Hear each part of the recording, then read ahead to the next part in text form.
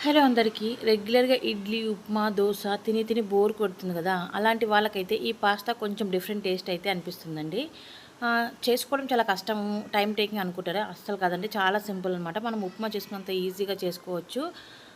ముందుగా ఆ పాస్తా కోసం అయితే మనం పాస్తానైతే ఉడకబెట్టుకోవాలన్నమాట ఒక బౌల్‌లో. ఆ ఉడకబెట్టుకునే టైంలో కొంచెం ఆయిల్ అయితే వేసుకోవాలి. ఎందుకంటే పాస్తా అతుక్కోకుండా ఉంటుంది. ఉడకబెట్టుకున్న పాస్తానైతే పక్కన పెట్టేసుకుందాము. ఆ తర్వాత మరి ఇంకో బౌల్ అయితే తీసేసుకొని అందులో ఒక టేబుల్ స్పూన్ ఆయిల్ వరకు అయితే యాడ్ చేసుకుందాము. యాడ్ చేసుకున్న తర్వాత మనం పోపు దినుసులు అయితే వేసుకుందాము. జీలకర్ర, ఆవాలు, మినపప్పు, శనగపప్పు అయితే యాడ్ చేసుకొని కొంచెం ఉల్లిపాయలు, కొన్ని ఉల్లిపాయలు, ఒక ఉల్లిపాయ అయితే నేనైతే వేసుకున్నాను. ఒక మీడియం సైజు ఆనియన్ అయితే వేసుకున్నాను అనమాట. ఒక 2 పచ్చిమిరపకాయలు ఇంకా కరివేపాకు వేసేసుకొని బాగా వేయించేసుకోండి.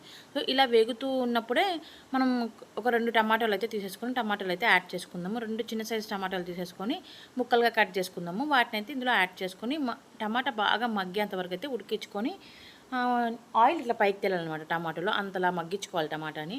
సో ఆ తర్వాత మనము ఉడకబెట్టుకున్న పాస్తానైతే యాడ్ చేసుకొని కొంచెం కలియబెట్టుకోవాలన్నమాట బాగా.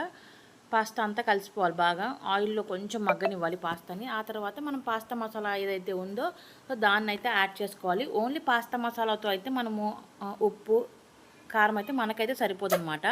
ఇది యాక్చువల్‌గా నార్త్ వాళ్ళ స్నాక్ ఐటెమ్ అండ్ టిఫిన్ కూడా వాళ్ళు ఒక్కొక్కసారి ఇది పాస్తా తింటూ ఉంటారు కదా! సో వాళ్ళైతే కొంచెం ఉప్పు, కారాలు తక్కువ తింటారు. మన సౌత్ వాళ్ళం కదా! మనకైతే ఆ మసాలా అయితే సరిపోదు. కొంచెం ఉప్పు, కారం అయితే యాడ్ చేసుకోవాలి పైనుంచి.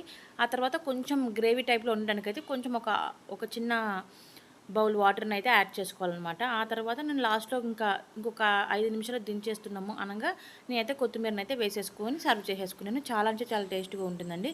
పిల్లలు కూడా చాలా ఇష్టంగా తింటారు. ఖచ్చితంగా ఒకసారి ట్రై చేసి కామెంట్ సెక్షన్‌లో కామెంట్ చేయండి ఎలా ఉందనేది.